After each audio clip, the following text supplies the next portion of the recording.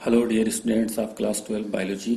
आज का लेक्चर 33 है और आज का टॉपिक है थ्योरी ऑफ केमिकल इवोल्यूशन और Oparin Haldane hypothesis. Dear students, ये केमिकल इवोल्यूशन की जो थ्योरी है उसे दो साइंटिस्ट ने दिया था, ओपेरिन और हेल्डन। ओपेरिन जो थे वो रसिया के थे और हेल्डन जो थे वो इंग्लैंड के थे। बाद में हेल्डन ने जो है वो इंडियन सिटीजनशिप ले ली थी। डियर स्टूडेंट्स, तो आइए हम समझते हैं कि थ्योरी ऑफ केमिकल इवोल्यूशन में ओपेरिन और हेल्डन इन दो साइंटिस्ट ने क्या प्रपोज्ड किया। ओके डियर स्टूडेंट्स, तो यहां पे हमने मेंशन किया है, ये एनसीईआरटी का स्टेटमेंट है। The first form of life could have come from pre existing non living organism molecules, example RNA, protein. Means हम ये कह सकते हैं कि जो फर्स्ट फॉर्म, जो लाइफ की फर्स्ट फॉर्म है वो नॉन लिविंग ऑर्गेनिज्म मॉलिक्यूल से आई है। अब ये नॉन लिविंग ऑर्गेनिज्म मॉलिक्यूल्स किससे कहा गया? ये नॉन लिविंग ऑर्गेनिज्म मॉलिक्यूल्स कहा गया है डियर स्टूडेंट्स आरएनए को। ओके, और फिर आरएनए से किसका फॉर्मेशन होता है? प्रोटीन का होता है dear students. Okay, and that formation of life was preceded by chemical evolution. Okay dear students, that is formation of diverse organic molecules from inorganic constituents। means inorganic constituents से ही organic molecules का जो formation होता है उसे हम क्या कहते हैं? केमिकल इवोल्यूशन कहते हैं। तो अगर केमिकल इवोल्यूशन को डिफाइन करना है डियर स्टूडेंट्स, तो ये जो लाइन हमने हाईलाइट की है डियर स्टूडेंट्स, ये हाईलाइट लाइन ही जो है वो केमिकल इवोल्यूशन को क्या करती है? डिफाइन करती है डियर स्टूडेंट्स। क्योंकि यहां पे लिखा गया है इनऑर्गेनिक कॉन्स्टिट्यूएंट से ऑर्गेनिक मॉलिक्यूल्स का क्या होता है? फॉर्मेशन होता है, जिससे लाइफ, जो लाइफ का फर्स्ट फॉर्म है वो प्रोड्यूस होता है dear students. Okay dear students, यहां पे हमने जो है 6 फ्री एटम्स को मेंशन किया है और इसको लर्न करने का तरीका ये है CHON SP, CHON CHON SP. Okay, means carbon, hydrogen, oxygen, nitrogen, sulphur और फास्फोरस। इसमें जो मैक्सिमम जो रिड्यूसिंग एजेंट है वो क्या है? हाइड्रोजन है। हाइड्रोजन को जैसे ही ऑक्सीजन मिलता है ये तुरंत रिएक्ट करती है और वाटर का क्या करती है? फॉर्मेशन करती है। फिर वो वाटर वेपोराइज्ड हो गया, चूंकि हाई टेम्परेचर था तो वेपोराइज्ड होने के बाद वो ऊपर गया एटमॉस्फेयर में और क्लाउड का फॉर्मेशन किया। ओके, और जब टेम्परेचर डाउन हुआ तो in the form of rain वो फिर कहां आया?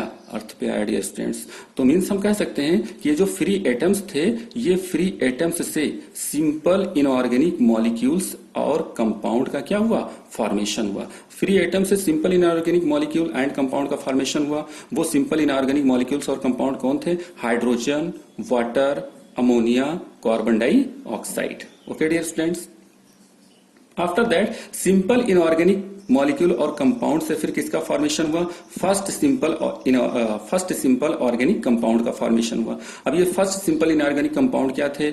मेथेन, हाइड्रोजन साइनाइड और भी बहुत सारे कंपाउंड थे dear students. Okay, after that methane, hydrogen cyanide से dear students simple organic compounds का फॉर्मेशन हुआ। और ये सिंपल ऑर्गेनिक कंपाउंड्स कौन थे? Simple sugar means glucose, amino acid, glycerol, fatty acid, nitrogenous bases. Okay dear students, अब ये nitrogen bases कई होते हैं, प्यूरिन्स होते हैं और पायरिमिडीन्स होते हैं डियर स्टूडेंट्स। ओके, अब ये जो सिंपल ऑर्गेनिक कंपाउंड्स का फॉर्मेशन हुआ तो इनका फिर पॉलीमराइजेशन हुआ, ये पॉलीमराइज हुए।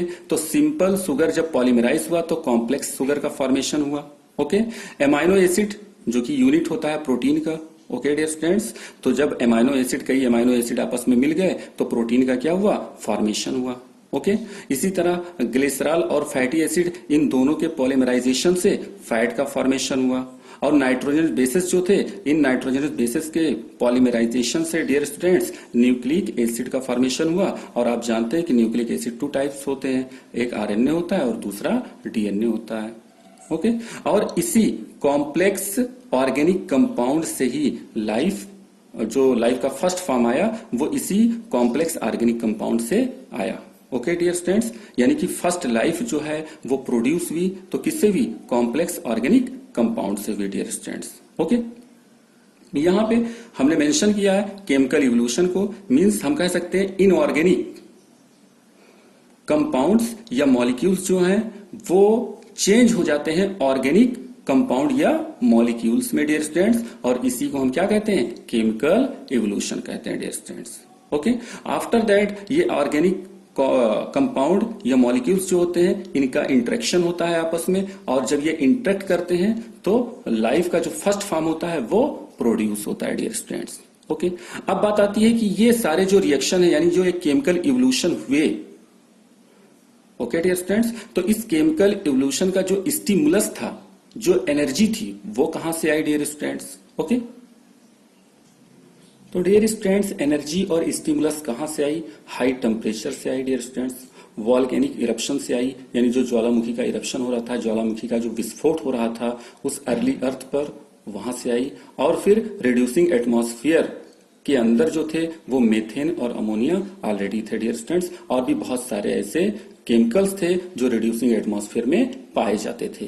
तो ये जो 3 पॉइंट हैं ये एनर्जी और स्टिमुलस के क्या हैं, सोर्सेस हैं dear students. Okay, after that अब इसके बाद जब हम स्टडी करेंगे experimental evidence for chemical evolution, ये नेक्स्ट लेक्चर में डियर स्टूडेंट्स हम स्टडी करेंगे। तब तक के लिए God bless you dear students and thank you.